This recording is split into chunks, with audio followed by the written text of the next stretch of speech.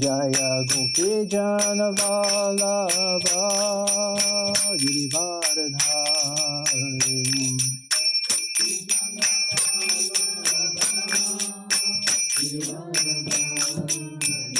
Jaya Gopi Jana Vallabha Girivardhari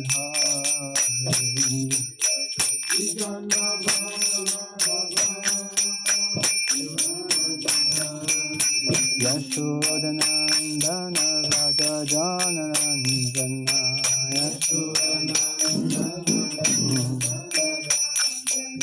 Yashodanandana Raja Jananandana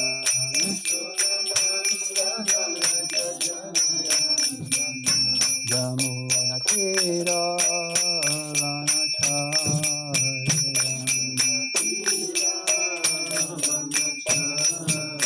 Yamuna Tira Vanachari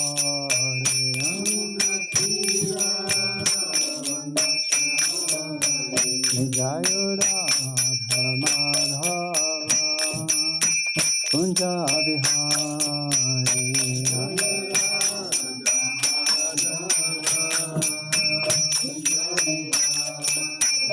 Jaya Radha Madhava Kunja Bihari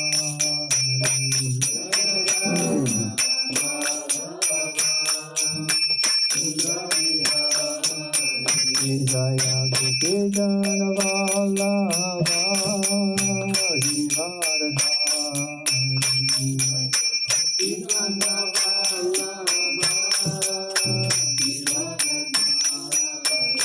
Jaya Gopi Jana Vallabha Girivardhari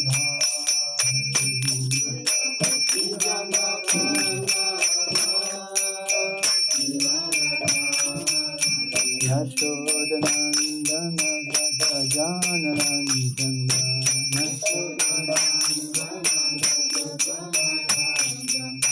Yashodanandana Raja Jananandana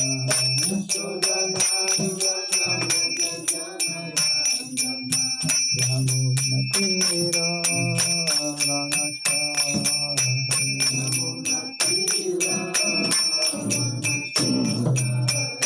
Jaya Radha Madhava Kunja Bihari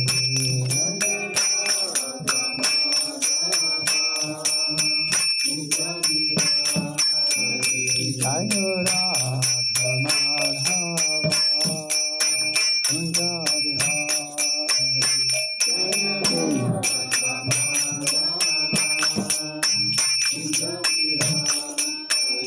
Jaya Radha Madhava Kunja Bihari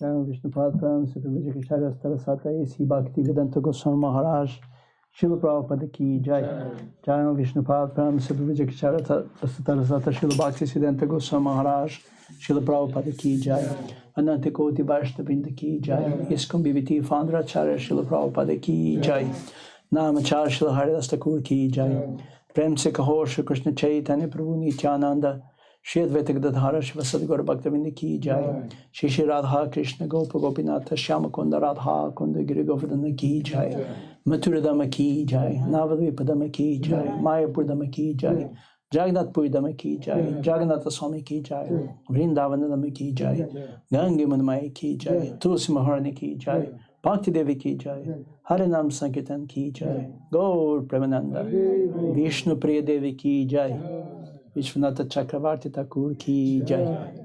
All glories and devotees, all glories and devotees, all glories and devotees, all glories and devotees.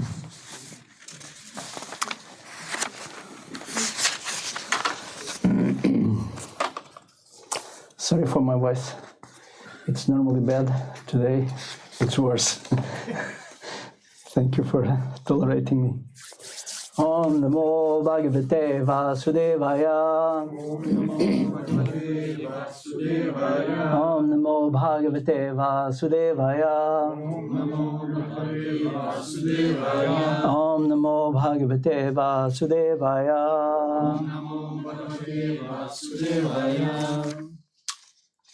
So today it's the appearance day of Saraswati, so I wanted to recite here a verse. Narayanam namaskritya Naram Chaiva Narottamam Devim Saraswatim Vyasam Tato Dayam Ujirayat. This is a verse which says, I offer my obeisances to Narayan Rishi, the supermost human being, to Lord Narayana, to Goddess Saraswati, and who else? There is one more. No, that's it. Narayanam Namaskriya, Naram Chavanu, Udirayat, Devim Saraswati Vyasam. So, in the old days, used to recite this before the Bhagavatam class. I don't know, maybe they still do it in many places. They do? Yes. So, today it's a day which is full of appearances and one disappearance. I don't know if you have the Vaishnava calendar nearby. Dr. Dimitri. I think it was one inside. Because I put the paper here with all the disappearances and appearances, but mystically it disappeared.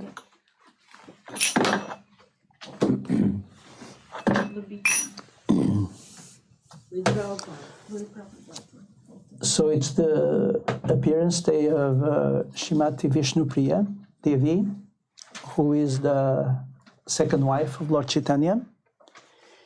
It is the appearance day of Srila Vishwanath Chakravarti Thakur. It's the appearance day of Goddess Saraswati. You think it will be here? Yeah.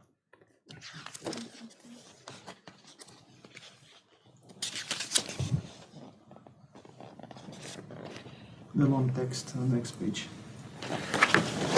The longest one. Okay, so the appearance day of Vishnupriya Devidasi, Saraswati Puja, appearance day of Srila Vishwanath Chakravarti Thakur. No, disappearance? It says here disappearance, I think it's appearance. Shri Pundarik Vidyanidhi, appearance day. Raghunandana Thakur, Raghunatha Das Goswami, and this Vashanti Panchami. So, and they say Saraswati Puja once more. Thank you. So it's a day packed with appearances and disappearances. And on these days, in general, it's already difficult to speak about philosophy because we are speaking about many philosophical topics which you don't have fully understanding of. We just read about them. But when you speak about personalities, it's a higher level. When you go in a room, not to wake up somebody, you just have to. So we don't want to wake up speculation. So for that, one has to be very careful. It's also another thing which I wanted to mention is like sometimes when you read about these pastimes, especially, we speak about Sitaram, Radha Krishna, Vishnupriya, and Lord Chaitanya. We have always certain material associations about these relationships and what they mean and the dynamics of them, and we have a tendency to put sometimes our own understanding into these things. So I'll try to avoid that. So I was thinking, I will start by reading a verse from the Chaitanya Charitamrita Adi Lila. It's a complicated verse, so but I will read it anyway. So this is Adi Lila, 5th chapter, verse number 27 and 28.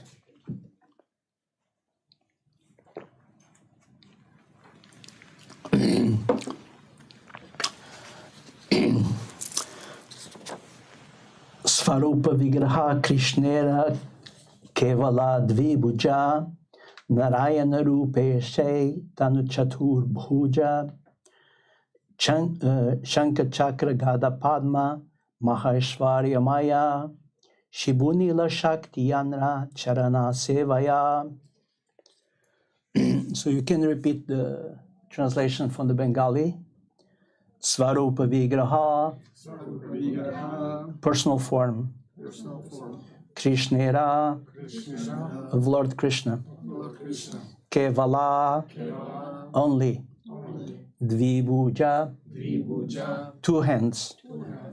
Narayana Rupe, in the form of Lord Narayana.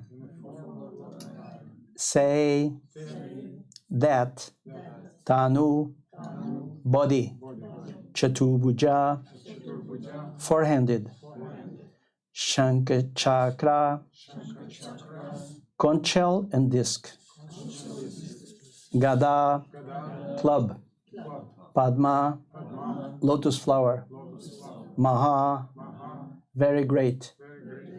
Aishwarya Maya, full of opulence. Shri, named Shri. Nila, named Nila. Yanra, whose. Charana Sevaya, serve the lotus feet. I read this verse once more, it's very beautiful. Svarupa Vigraha Krishnera Kevala Dvibhuja Narayana Rupe Se Tanu Chatur Bhuja Shankha Chakra Gada Padma Maheshwarya Maya Shibhu Nila Shakti Yanra Charana Sevaya. Actually, they jumped over the Bhu in the translation because I have here Shri Bhu Nila Shakti, and the translation is Shri, and then jumps to Nila. But Bhu is the potency of the earth. So the translation, Krishna's own form has only two hands, but in the form of Lord Narayana, he has four hands. Lord Narayana holds a conch shell, a disc, club, and lotus flower, and he is full of great opulence. The Shri, Bhu, and Nila energies serve at his lotus feet. We will a little later understand Shri, Bhu, and Nila. I will speak about this. So please repeat after me. Krishna's own form has only two hands. But in the form of Lord Narayana, he has four hands. Lord Narayana holds a conch shell, disc, club, and lotus flower, and he is full of great opulence. The Shri, Bhu, and Nila energies serve at his lotus feet. So purport by His Divine Grace Srila Prabhupada. In the Ramanuja and Madhva sects of Vaishnavism, there are extensive descriptions of the Shri, Bhu, and Nila energies. In Bengal, the Nila energy is sometimes called the Lila energy. Lila, meaning of the pastime. So these three energies are employed in the service of the four-handed Narayana in Vaikuntha. Relating how the three alvars, namely Bhuta Yoga, Sara Yogi, and Branta Yogi, saw Narayana in person when they took shelter at the house of a Brahmana in the village of Gehali. The Prapanamrita of the Sri Sampradaya, this is the Sampradaya of Lakshmi Devi, describes Narayana as follows. Tarkshadirudam tadid ambudabam Lakshmi dharam vakshasi panchajaksham Hastadvaye Shavita Shankachakram Vishnun Dadrishur Bhagavatam Ajam Ajanu Bahum Kamya Gatram Pashvadvaye Shavita Bhumi Nilam Pitambara Bhushana Bhushi Tangam Chaturbhujam Chandana Rusi Tangam.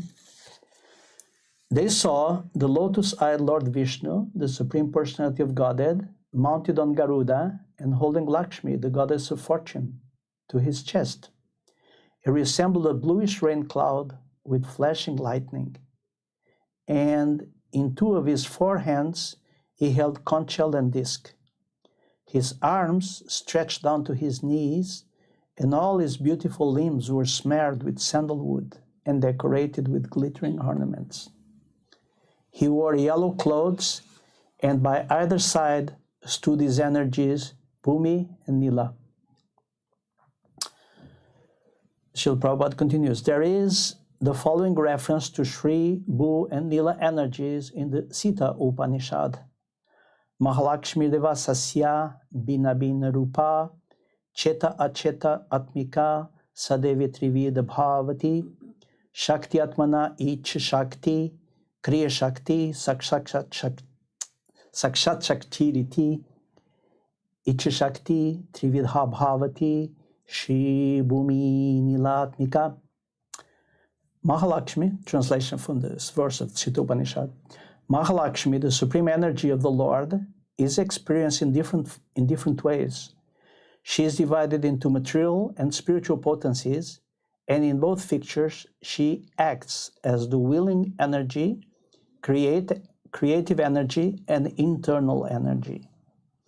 The willing energy is again divided into three, namely Shri, Bhu, and Nila. We can get a little bit into this, hopefully. Quoting from the revealed scriptures in his commentary on the Bhagavad Gita 4.6, Madhvacharya has stated that Mother Material Nature, which is conceived of as the illusory energy Durga, has three divisions, namely Shri, Bhu, and Nila. She is the illusory energy for those who are weak in spiritual strength, because such energies are created energies of Lord Vishnu.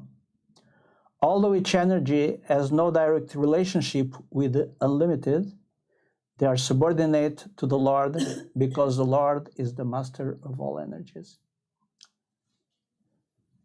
In his Bhagavat Sandarbha, text 23, Srila Jiva Goswami Prabhu states, the Padma Purana refers to the eternally auspicious abode of Godhead, which is full of all opulences, including the energies of Shri, Bhu, and Nila.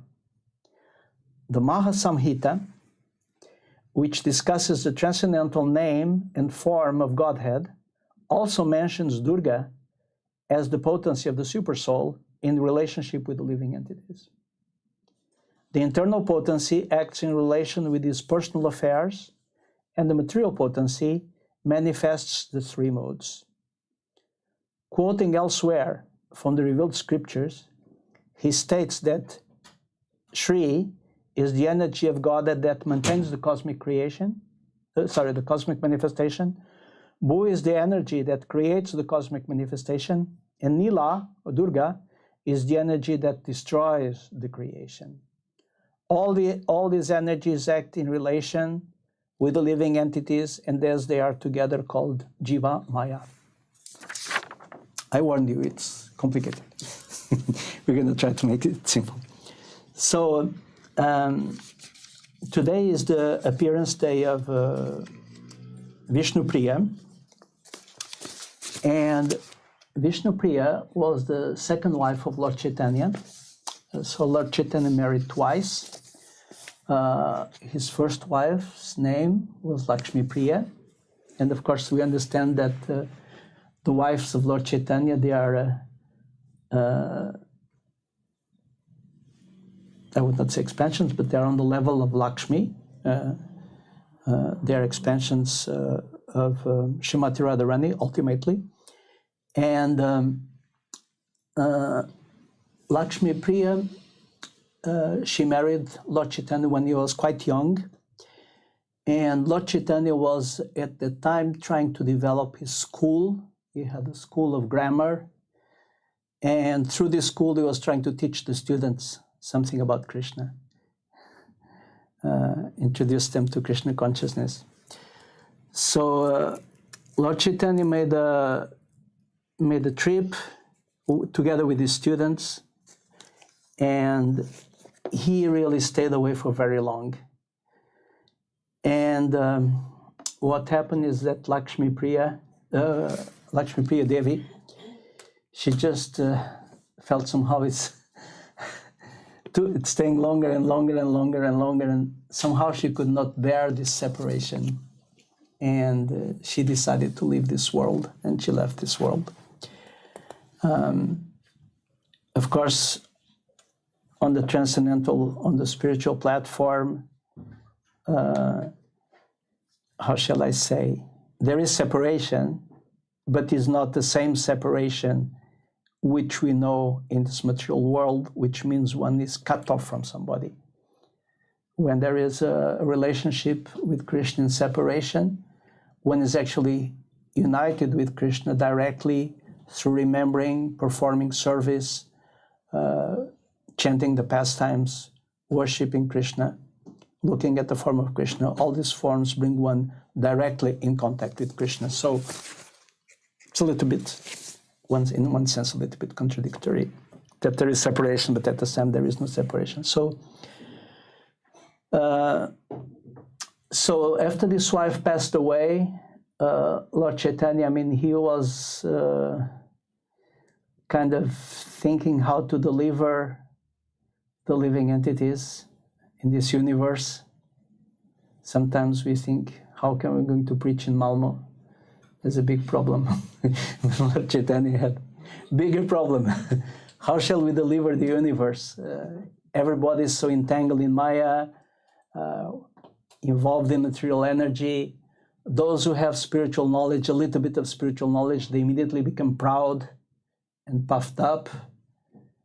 So how shall I somehow reach these people and show them a little tiny piece of the spiritual world so that they will be attracted and they will forget everything about this material world? So Lord Chaitanya was having these thoughts, and he was having his students, so he didn't really want to marry again. But his mother Sachi, she was, probably like all mothers. She wanted to see a nice family, and she wanted to see Lord Chaitanya nicely taken care of. So she really insisted that Lord Chaitanya would marry again. And Lord Chaitanya, being a nice son and responding to the loving feelings of Mother Sachi, he accepted to marry. So Vishnu Priya Devi, whose appearance they have today, I'm going to read just a little bit here and there, and I will speak in between. So Krishna married Satyabhama, in the past time as Krishna, the daughter of King Citrajit, and she was a Yadu princess. In Gaura Lila, the same Satyajit was a king. He became Sanatana Mishra, and his daughter, which I think was called Satyajiti, she became Vishnu Priya. All manifestations of Vishnu Tattva have three energies known as Sri, Bhu, and Nila, or Lila. Lakshmi Priya Devi is the Sri Shakti of Mahaprabhu in his majestic Gaura Narayana attitude. Vishnu Priya, so Lakshmi Priya, this is the first wife. Vishnu Priya, who has appearance today, is his Bhu Shakti. And Navadvipdam, so the holy Dham of Navadvip, is his Lila Shakti, the place where Lord Chaitanya performs his pastimes. Shigadadhara Pandit Goswami is the Shakti of Gaura Krishna, or Mahaprabhu, in the mood of Krishna. So then there is a verse here from the book which is called Gaura Ganodesha Deepika, and it says, Shri Sanatana Mishrayam Purasatajito Nripa Vishnu Priya Jaganmata Yankanya Buhu Svarupini. So he who was King Satrajit in Krishna Lila was Sanatana Mishra in Chaitanya Lila. The mother of the universe, the incarnation of the Lord's Bhushakti, is his daughter Vishnupriya. So the consorts of the Lord, they normally follow the Lord in his mission in the spiritual world. So they help, they assist in whatever way it is necessary. So Vishnupriya appeared as the second wife of Lord Chaitanya. She was very young when she married him, as it was common in India in those days. And there is a very beautiful description of their marriage in Chaitanya Mangala. No, Chaitanya Bhagavata, sorry. So there was a devotee who was very rich, Buddhimanta Khan, and when he heard that there was certain procedures before the marriage, Sachimata contacted an astrologer. I think we're going to read a little bit about him later. And Vrindavan Das Thakur describes the birth of Vishnupriya in his Chaitanya Bhagavata. Okay. He also mentioned the event of Chaitanya Charitamrita Nadikanda. So Mother Sachi contacted an astrologer. This astrologer looked around and he found that this Vishnupriya was the perfect match for the Supreme Personality of Godhead, and her father was extremely joyous. So they decided to arrange the marriage, and they arranged the marriage at that time. Vishnupriya was around 12, 13 years, and Lord Chaitanya around 20. So it was an enormous ceremony, you can imagine, Supreme Personality of Godhead and the Goddess of Fortune. And the father of Vishnupriya was extremely joyous. He gave in charity. Everybody came. Everybody was completely fascinated by this transcendental couple. And there is some description of the marriage ceremony, which is done according to Vedic tradition.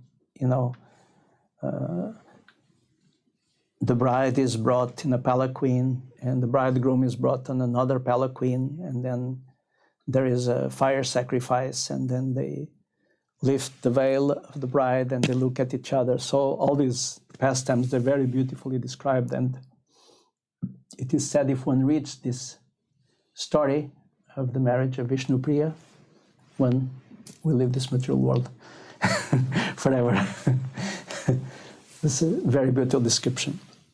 So anyway, so they married, and Lord Chaitanya continued to teach his students, and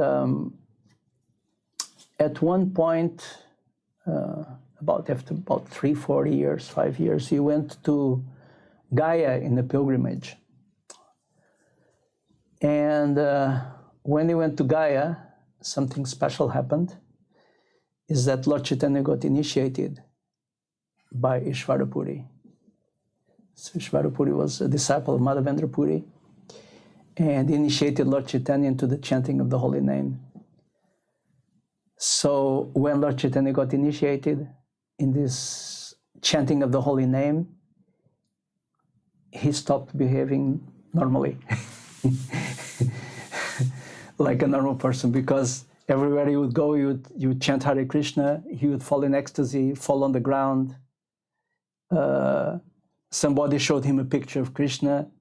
He became in ecstasy, fell on the ground, started to cry. So people could not anymore relate to that. And that's actually a problem in advanced stages of spiritual life. The material body cannot take it. You have to be prepared. Material body cannot take it, It's just emotions manifest and they become so...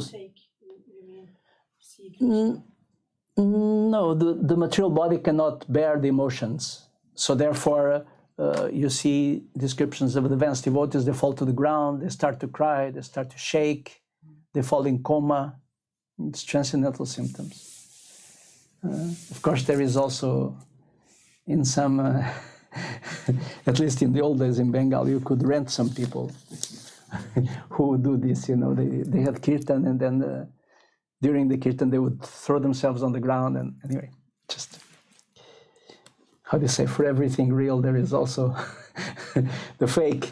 There is news and fake news. Also in the spiritual world, unfortunately, we also have these fake performances. But anyway, when Lord Chaitanya came back, his life, he was really touched, deeply by this chanting of Hare Krishna.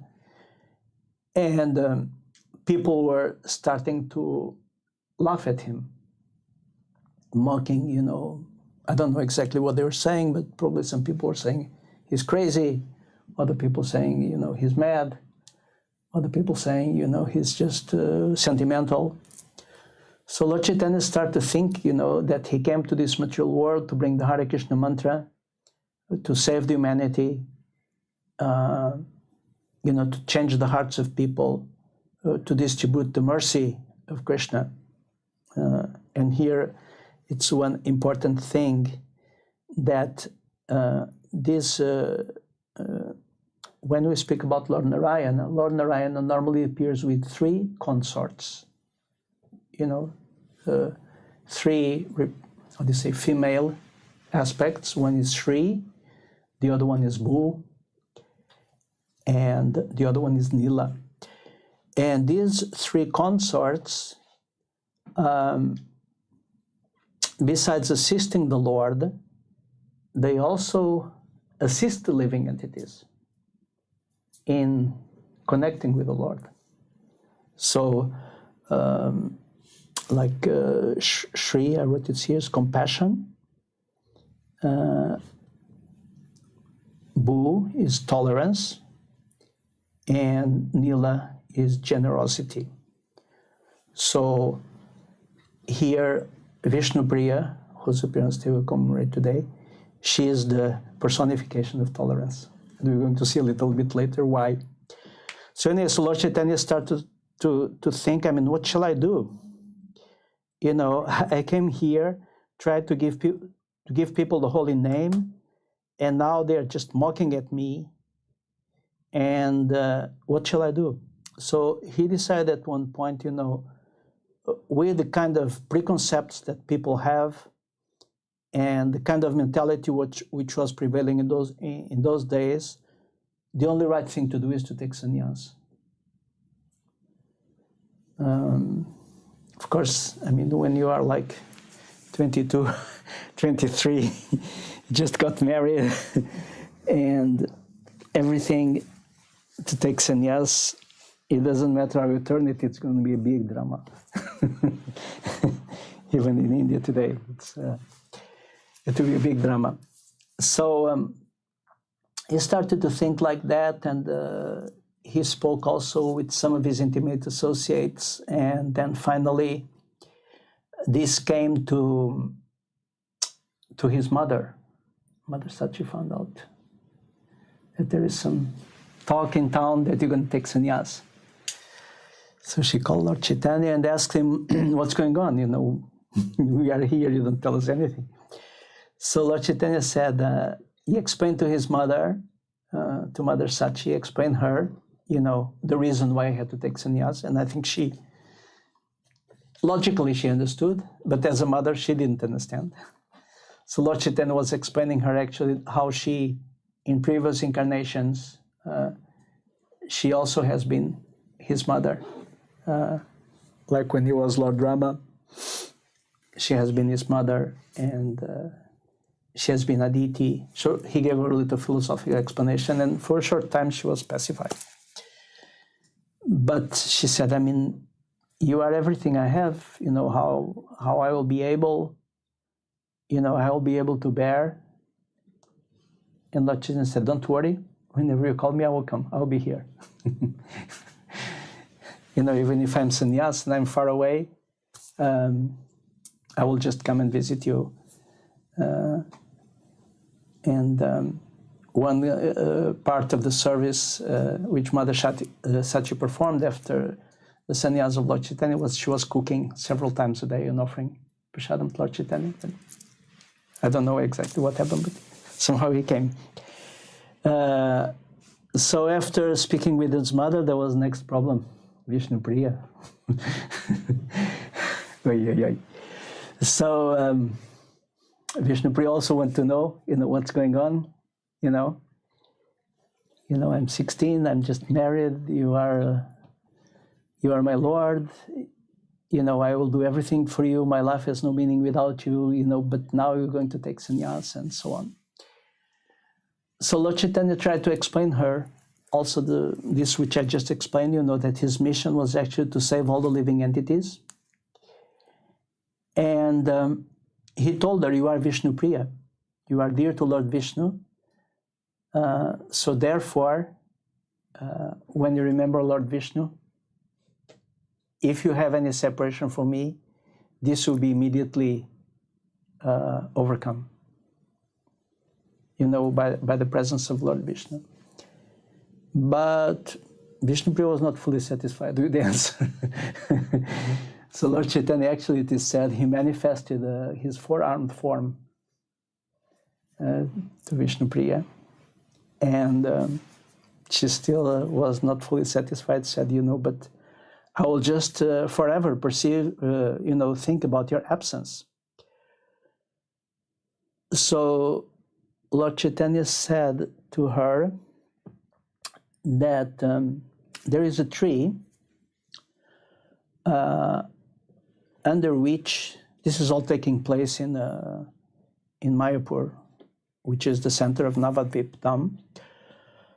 There is a place where Mother Sachi used to breastfeed me, and there is a tree there, and from that tree you can make a deity. So they made a deity of Lord Chaitanya, the first deity of Lord Chaitanya. And I will not be here myself because I will be a sannyas, but I will always be present in the form of this deity. This deity still exists in Navadvip. It's called Dhameshvara. Dhamma, holy place, Ishvara, the Lord of the holy place. It's a very beautiful and special deity. So this deity was worshipped by Vishnu Priya all her life, and Vishnu Priya lived many years. She lived until she was 96. So she was 16 when the sannyasi lila happened, and then she was also speaking with Lord Chaitanya about, okay, I understand what you want to do. How can I assist you? And Lord Chaitanya asked her to be the example of a perfect devotee. So she actually took up the process of chanting, extensive chanting. And it is said that it's why she's here. Her main characteristic is Vu, potency of the Supreme Lord, tolerance. So she tolerated this separation from the Lord, and she didn't break down because of that. She continued her devotional service, she continued her chanting, and she was a wonderful example for all devotees in Mayapur, because all devotees revered her. All devotees, especially who had seen She never married again? Lord Chaitanya. Doesn't exist. She is Lakshmi, one husband, Lord Vishnu. So she never married again. So this was part of her example. And then she was chanting constantly and serving the Supreme Lord. And it is said that she lived very austerely, very austerely. She used to eat only rice, or she used to eat the remnants of what Mother Sachi cooked and offered to Lord Chaitanya. So as I said, these things, we observe them a little bit from the external point of view. It's not fully possible to understand all the ins and outs of this relationship and why things happen, and how separation actually works in spiritual relationships. So here it said from Chaitanya Bhagavata, whoever hears about the holy pastimes of the Lord's marriage will be liberated from his bondage to this world. Lakshmi sat beside the Lord, and the house of Sachi was filled with the light. Whoever saw the Lord's effulgent form on that day was freed from his or her sins and went to Vaikuntha. This is why the Lord is known as the merciful Lord of the fallen.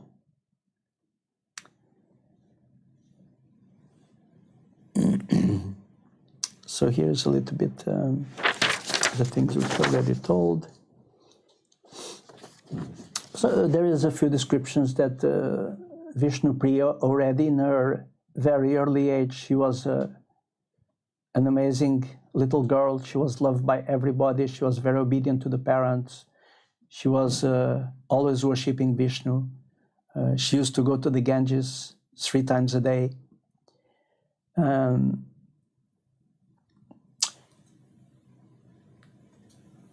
There is one little interesting pastime.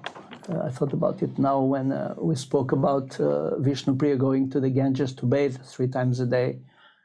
On this day, which Lord Chaitanya was going to speak with her, she didn't know yet, because this thing developed during the day, but in the morning she went to the Ganges, and she stepped on something and cut her feet. And then she went in the Ganges and she lost her nose ring. So she was very worried. She said, this is 2 very inauspicious signs. And then she went home and she told this to Lord Chaitanya. And Lord Chaitanya just touched her and everything was healed. She will immediately forget all the worries. So this is also a very beautiful pastime.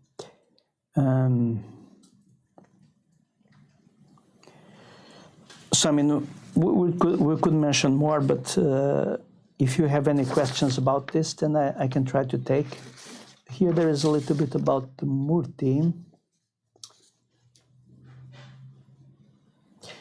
It is not possible to estimate how many names Mahaprabhu himself chanted, but he chanted all day and night. Similarly, his beloved wife Vishnupriya chanted incessantly through the day and the night. Such dedication to the holy name was not possible for her, for the Lord had planted the seed of his power in her.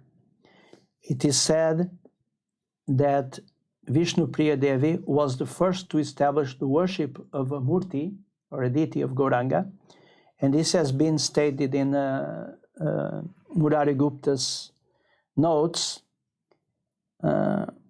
And I will read the Sanskrit. Prakasharopena nija prayaya samipamasade nijahi murtim vidayatasyam stita esha Krishna salakshmi rupa nishavate prabhum. So Krishna came to his beloved wife in his expansion form to remain by her side as the Mahaprabhu deity. That she, the incarnation of Goddess of Fortune, was able to serve him constantly. The devotees of Mahaprabhu sometimes said that just as Ramachandra, who had taken the vow of monogamy, performed a sacrifice to a golden Sita that he had made during his exile in the forest, rather than marry a second time, so Vishnupriya repaid her debt to her Lord in the pastimes of Gauranga by having an image of Mahaprabhu created so that she could perform the sacrifice of the holy name to him. This deity is still present and worshipped in Navadvipa. There was 2 devotees who were serving Mother Sachi, and Vishnu Rupa, and it was Vamsivadana Thakur and Ishan Thakur. So they took care of them and whatever they needed, because they needed some care.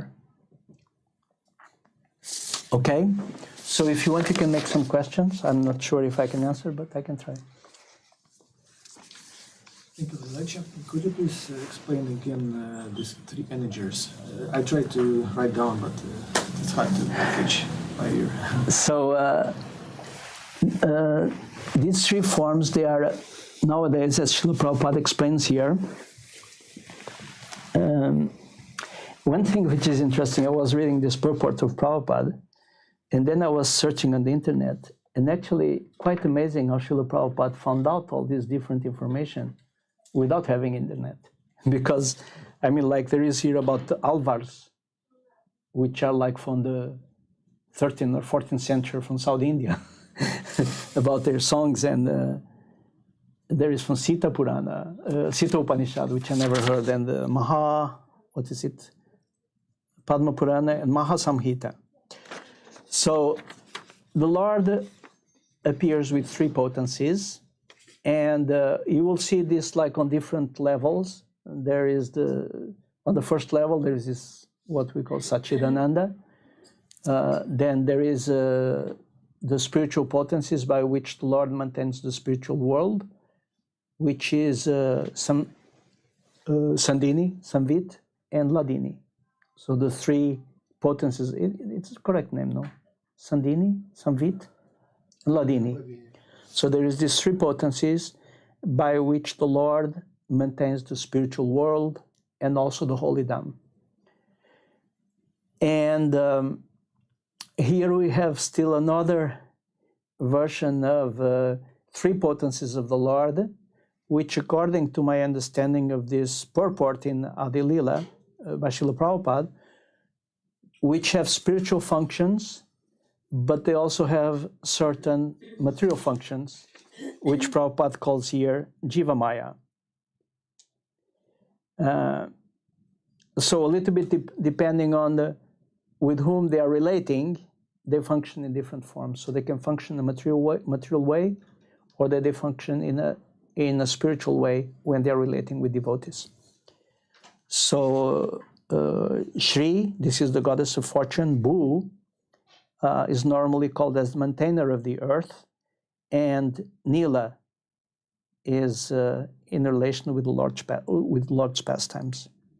Much more than this I cannot say. But here Srila Prabhupada says that Madhvacharya has stated that Mother Material Nature, which is conceived of as the illusory energy Durga, has three divisions, namely Shri, Bhu, and Nila.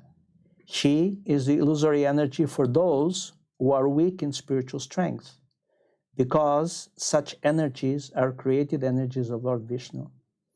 Although each energy has no direct relationship with the unlimited, they are subordinate to the Lord because the Lord is the master of all energies. Some of these things, they are written, and when you are supposed to understand them, you understand them. But I can give you this. You probably have Chaitanya Charitamrita, but you can read there from the Adi Lila. And actually, I tried to research, but there is not so much there, really. So any questions about, Vishnu Priya? Devi? How did Lord Chaitanya come up with the Hare Krishna Mahamantra? Why did he choose this as a... So the Hare Krishna mantra is eternal. So it existed ever since. Before Lord Chaitanya came, they chanted Hare Rama, Rama Rama, Hare Hare, Hare Krishna, Krishna Krishna, Hare Hare. So Lord Chaitanya turned it. So this is a prayer. Normally mantras, they have a certain potency. And the potency of the mantra is that it connects you with the deity which the mantra is related to. So in the Vedas, you will find many mantras. You'll find mantras for Lord Shiva, mantras for worshipping Indra. And you find here the Hare Krishna mantra. So this Hare Krishna mantra is eternal. Lord Chaitanya just revealed it. And why did Lord Chaitanya reveal this mantra? It's because the incarnations of Krishna before Lord Chaitanya, they have a little bit different function. I mean, like if you look at the pastimes of Lord Krishna, if you read Krishna book, you don't see anybody becoming a devotee. There is nobody becoming a devotee. There is the devotees, and they associate with Krishna, they appreciate Krishna, they worship Krishna, offer their love to Krishna. And there is the demons, which normally end up killed. And then there is the innocent people who somehow may be temporarily attracted by Krishna or impressed by the appearance of Krishna. So the potency of this mantra is that it can change the heart. So it can make a person who is innocent. If the heart is touched by this mantra, that means if you chant it and listen without offenses, then it will change your heart and it will turn you into a devotee, and it will give you a spiritual vision. So it's an enormous potent mantra. But mantra as it is, it was eternal. Just Lord Chaitanya reversed it. I don't know why he reversed it. I don't have insight in that. But it's historically proven that the mantra. There is also in Radhakunda, there is some other sampradaya, and they sing Radha Krishna, Krishna Krishna, Radha Radha. Radhe Rama, Radhe Rama, Rama Rama, Radhe Radhe. So, but Hare, this is 3 words in this mantra. This is Hare. Hare, this is the vocative. You speak Russian, so you understand vocative. It's like when you call somebody. I mean, if I hear my wife, she has a friend Oksana, and she says Oksan. So Hare is the same. Addressing somebody.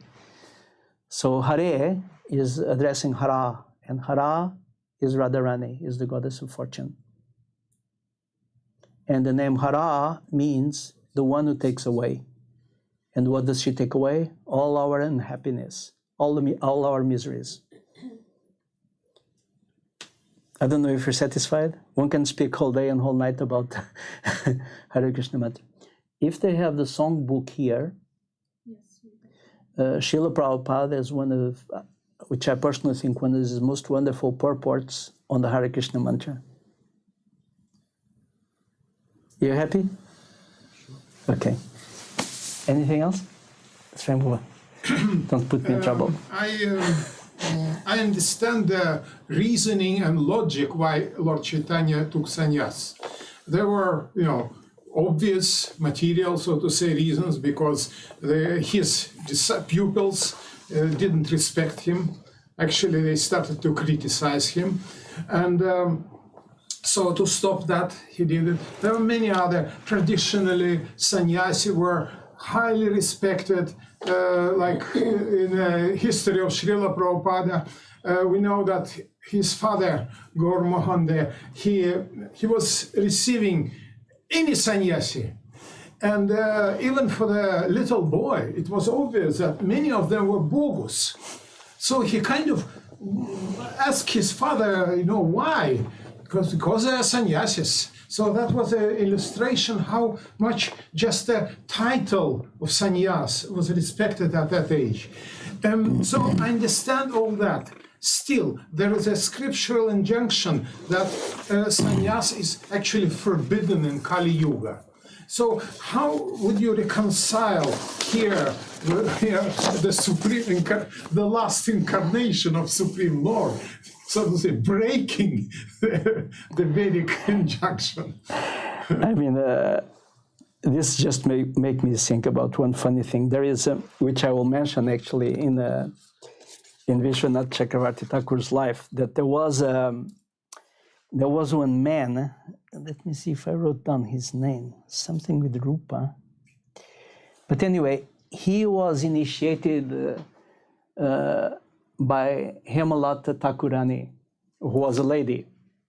So this lady in Vrindavan, it was in the 16th century, she has many disciples, men. But this, I mean, wait, I must find this name of this guy.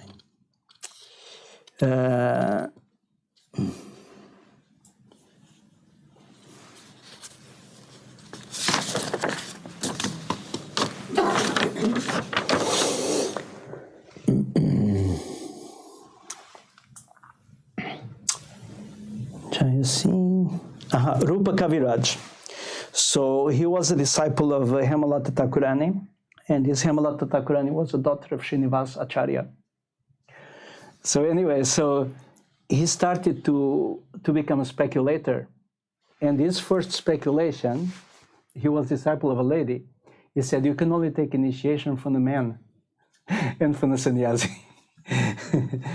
So, I mean, he contradicted completely. I mean, he was disciple of a lady and he goes and propagates the philosophy. Yeah. But in the case of Lord Chaitanya, Mayavadi sannyasi is forbidden in Kali Yuga. And the reason why Mayavadi sannyasi is forbidden in Kali Yuga is that without bhakti, it's almost impossible to keep the vows of sannyasi. So this is there is this five things which are forbidden in Kali Yuga: Gomeda, Ashwameda, sannyas, marrying the wife, marrying the widow of your brother, and there's one more which I forget. So sannyas is forbidden in Kali Yuga in general. But the Supreme Personality of Godhead, I mean, he's anyway in a transcendental position, and sannyas made possible the spreading of the Sankirtan mission. Acted according to time, place, and circumstances. Okay, everybody's happy with Vishnu Priya? Because I wanted to speak a little bit also about Vishwanath Chakravarti Thakur, who is an enormous important acharya in our sampradaya, in our disciplic succession. I took a few notes, because all these things somehow they are scattered all over the place. So he appeared in I always confuse it. This is 17th century, around 1630, 1638. And he was from in West Bengal, in a place called Devagrama. And he was from an early age. He was quite Brahminical and disciplined, and he learned grammar, poetry, Sanskrit, rhetoric, which is the things which were part of the classic education. Grammar, poetry, Sanskrit, rhetoric, literature. So his parents, of course, understanding that the boy was quite absorbed in philosophy, spiritual topics, they were thinking, let's marry him before something happens. So they married him. Some things about his wife, but anyway, but he lived like a little bit like a householder, very detached. And then somehow one day he just disappeared, and he went to Vrindavana. He was still quite a young boy, as I understood, late teenage, and he went to Vrindavana.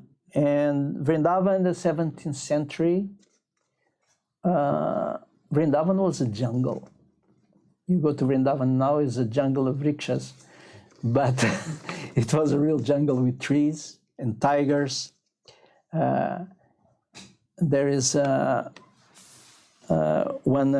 elder Vaishnava, Vrindavana, he's not anymore present, but he came to Vrindavan in 1930, and he said that the sages who made small huts along the Yamuna to chant, they had to put milk outside for the tigers. And so the tigers would drink the milk, and somehow they would leave the sages. Otherwise, so, I mean, it was a very wild place. So he went, Vishwanath Chakravarti Thakur, he went directly to Radhakunda, and he actually was offered there a bhajan kutir. Bhajan kutir, if you don't know what it is, it's a very little house where you sit and chant basically and worship Krishna. So Krishnadas Kaviraj Goswami, who is who wrote our Chaitanya Charitamrita, from where I read this verse. And then there was another devotee whose name was Mukunda Das, and Srila Vishwanath Chakravarti Thakur studied Vaishnava philosophy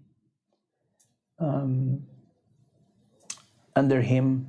So this Mukunda Das was expert in the philosophy of the Goswamis. The 6 Goswamis, you see this picture with 6 sages, 6 sannyasis. So these 6 Goswamis of Vrindavana, they compiled enormous amount of literature explaining the philosophy of Srimad Bhagavatam, the philosophy of Lord Chaitanya, the pastimes of Radha Krishna, the Sankirtan movement. They wrote many of these books. They systematized the knowledge which the Vedas explain in a little bit unsystematic way, if I dare to say. I don't want to criticize the Vedas, but they put together by topic, so to say. What is that book? Vishwanath Chakravarti Thakur wrote 40 books. Each one of the Goswamis wrote many books. Jiva Goswami wrote maybe 20 books. You know, they are proliferous writers and deep philosophical books. No, I don't have anything with me. So anyway, so he studied, and actually it is said that 3 of his books, they are of the books from Vishwanath Chakravarti Thakur, they are like the essence of all the Vaishnava literatures. One is called Ujjvala Nilamani Kirana. The other one is called Bhakti-rasamrita Sindhu Bindu. And the other one is called Lagu Bhagavatamrita Kanika. So he explained the teachings of Rupa Goswami, to whom he was very devoted. After this period of teaching by Mukunda, he wandered very much in Vrindavana. So sometimes he was in Govardhan, sometimes he was Radhakunda, sometimes he was in Yavat. Yavat, this is the place of birth of Srimati Radharani. So he visited the places of Krishna pastimes, and then from these places he got inspiration to write descriptions of Krishna's pastimes. His determination, his mission was to spread the teachings of Srila Rupa Goswami, who were given the order directly by Lord Chaitanya to systematize and explain his teachings. Srila Bhaktisiddhanta, who is the spiritual master of Prabhupada, it's many names today, I'm sorry. So you have Srila Prabhupada, second person is Srila Bhaktisiddhanta Goswami Maharaj. He said that Vishwanath Chakravarti Thakur, he is the protector and the guardian and the acharya of the Vaishnava culture during this period, the 17th century, because Lord Chaitanya has just disappeared and Goswamis had left, so he kind of took over after them.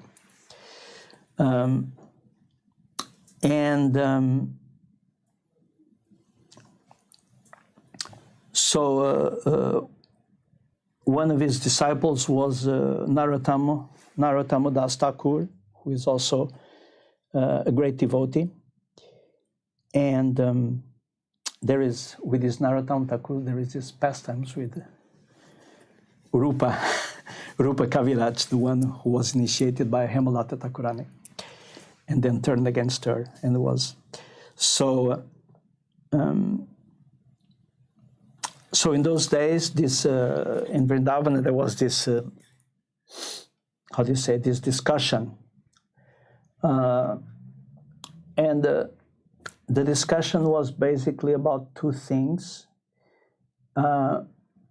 We speak about the relationship of Krishna and the gopis, and there was like two schools. One is called Svakiya, and the other one is called Parakiya.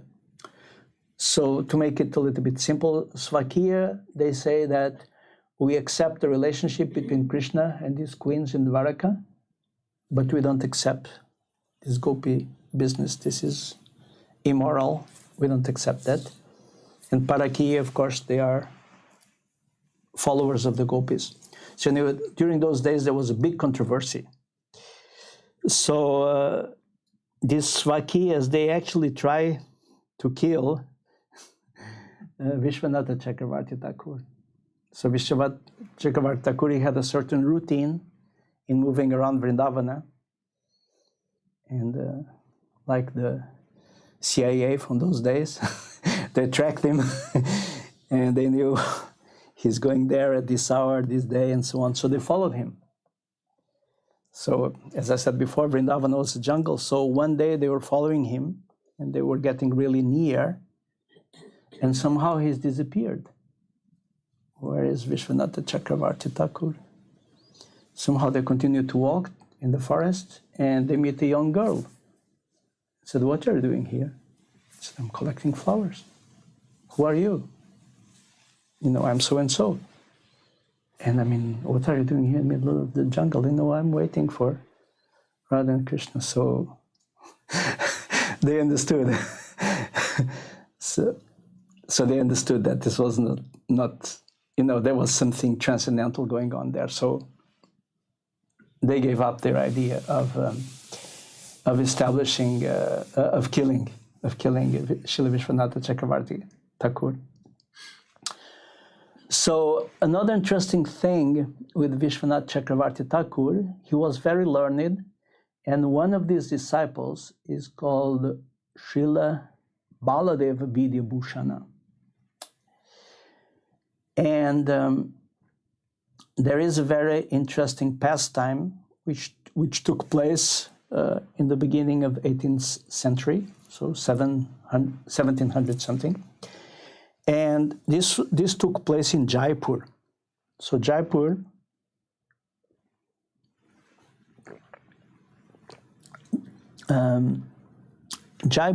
it's a place in Rajasthan, not too far from Vrindavana, where in the Middle Ages, when there was the Mughal invasions of India, they moved many of the deities to Rajasthan, because in Rajasthan there were strong kings, and the Mughals would not come there. They would come, but they would not go from there. They would stay there. they would get defeated. So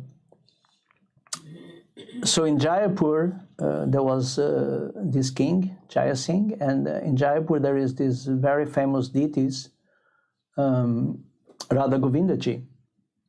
So there was always, you know, some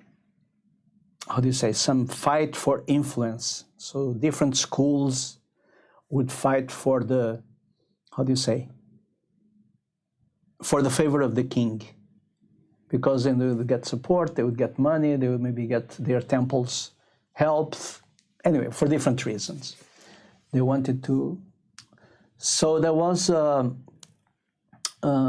some devotees, I think, from the Ramanuja Sampradaya, and they came to this king, and they said that this worship of Radha Govindaji, this is not proper. Jai Singh said, "Why not?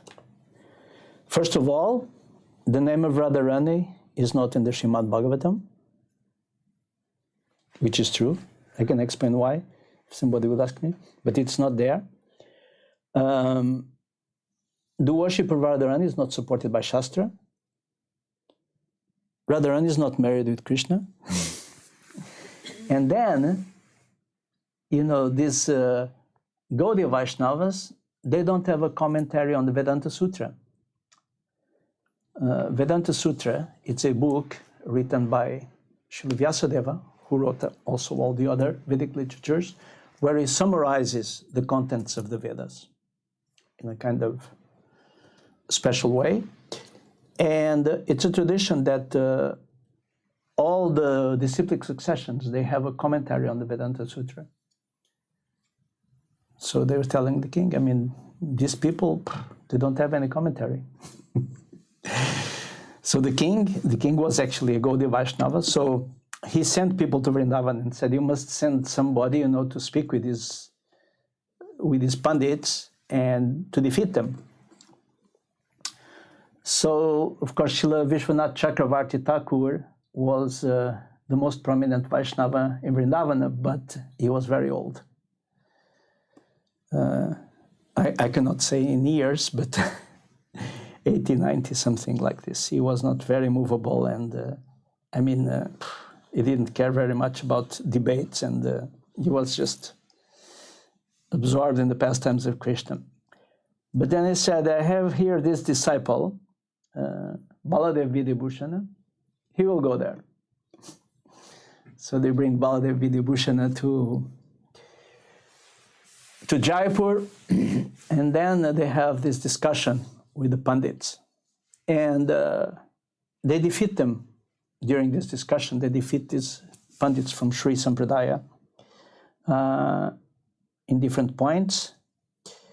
And then finally ask, okay, you're saying all these nice things, but you have no comment on Vedanta Sutra.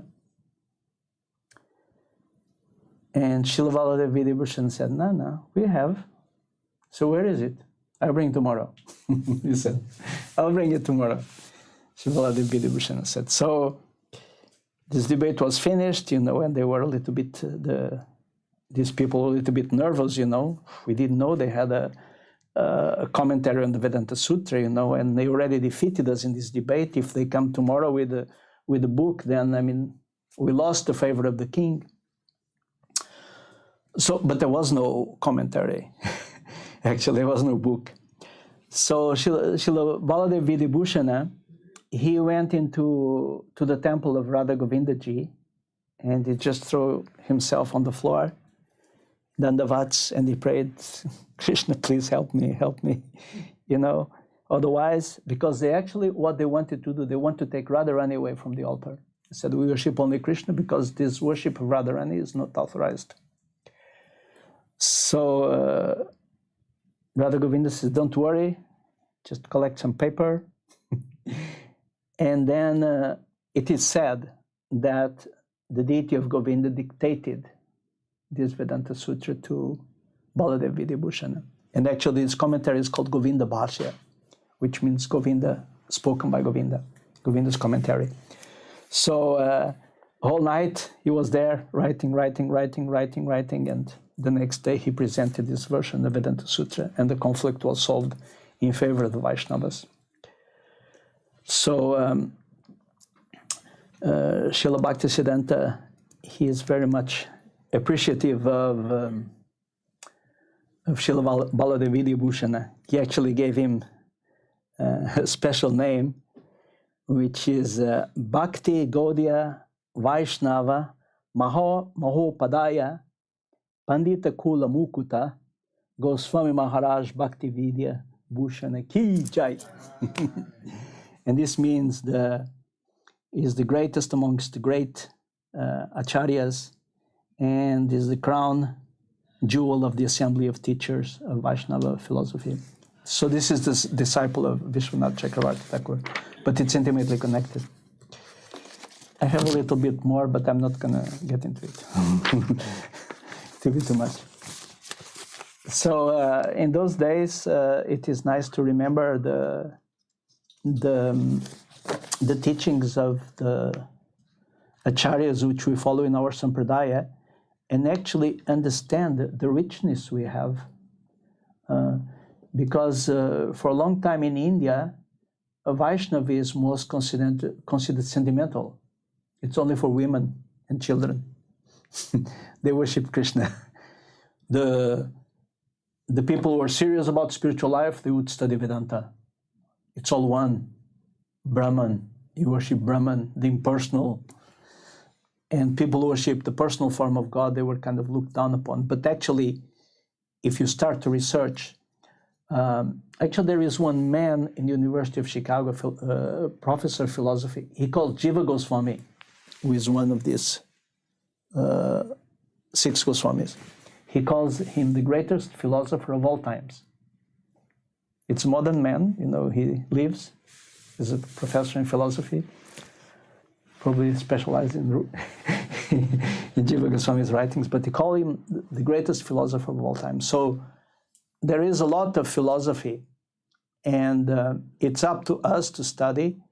And what I have discovered actually in Srila Prabhupada's books, like you hear in this purport of Adi Lila, I mean, in the little purport, so much knowledge from so many different places connected.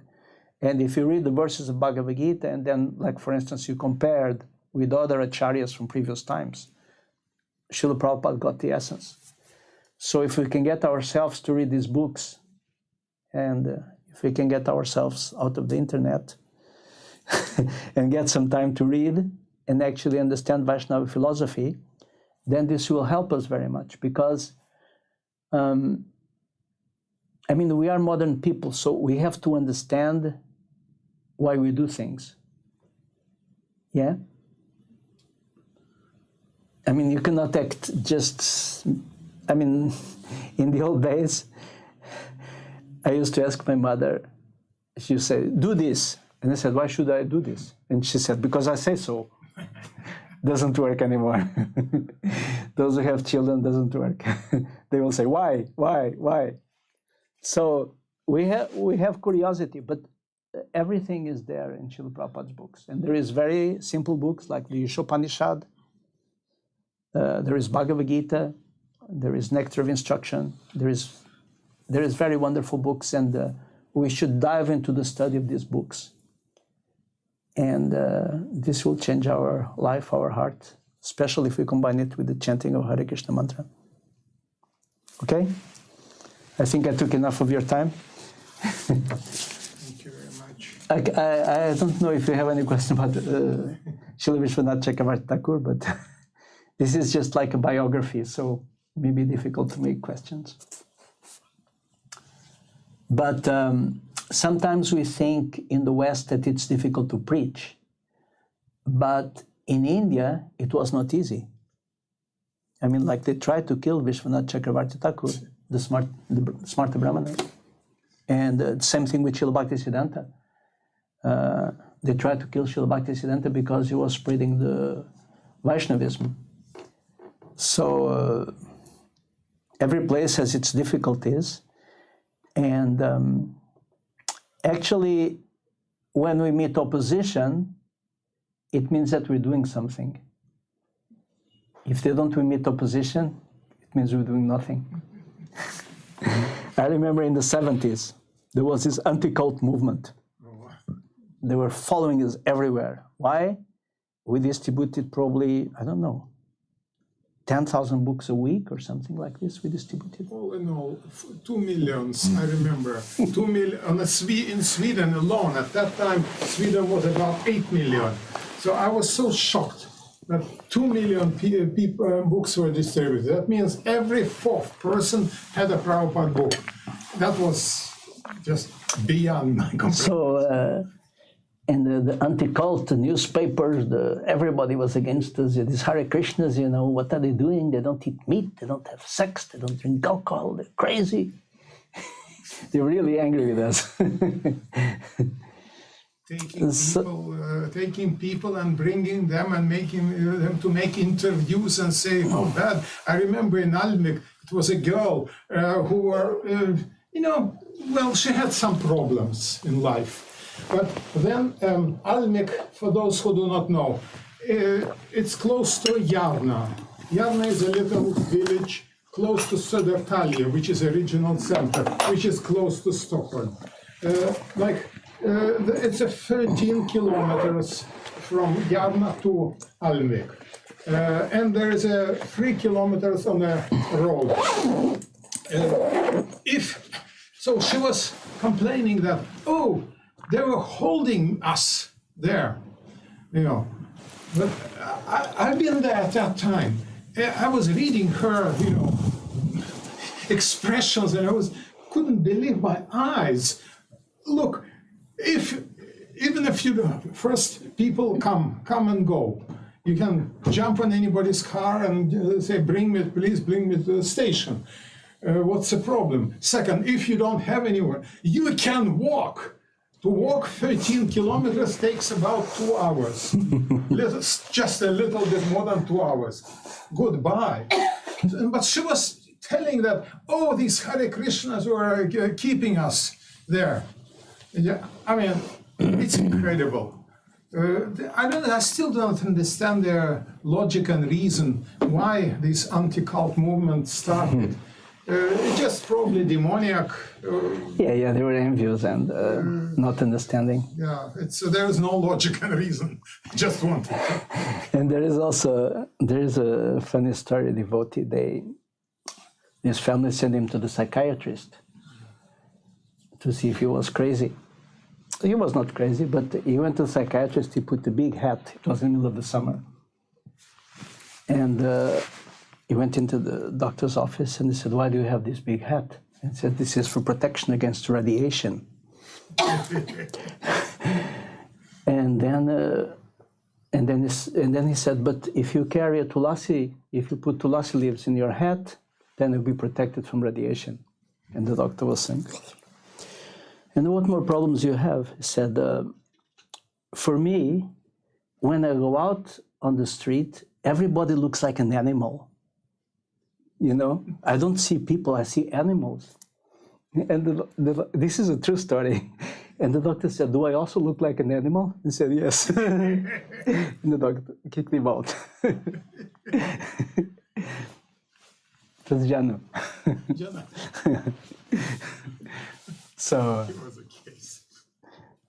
So they were very strong against devotees because devotees were making a lot of noise, distributing books, Harinam, Sankirtan, big temples. Okay? Srila Vishwanath Chakravarti Thakur ki jai. Vishnu Priya Devi ki jai. Gaura Pramanandi. Haribol.